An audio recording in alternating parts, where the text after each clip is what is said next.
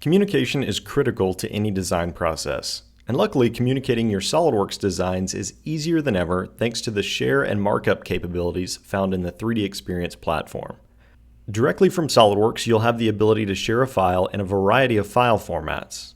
When sharing a file, you'll have the ability to activate an external sharing link, enable guest comments, and even restrict access to specific users.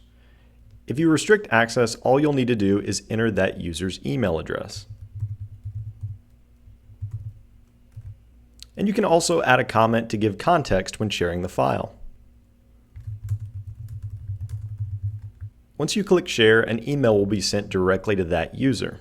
The user can then access the file by clicking on the link that was included in the email. When the link opens, the user will be prompted to log in, and they can log in with their existing 3DEXPERIENCE ID if they already have one, or they can use this as a chance to create their 3DEXPERIENCE ID for the first time. Once logged in, the 3D Play app will already be loaded with the model, and the user can begin to analyze that model and add their own markups.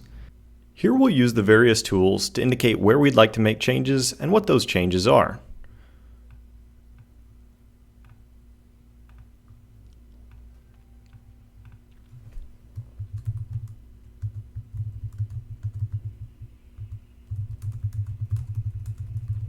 Now that I've got my markups added, all I've got to do is share these markups with the rest of the team.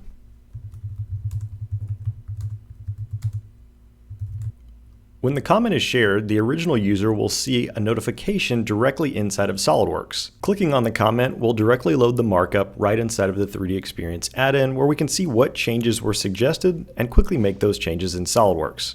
Communicating our SOLIDWORKS designs is easier than ever thanks to the 3DEXPERIENCE platform and the share and markup capabilities that have been recently added.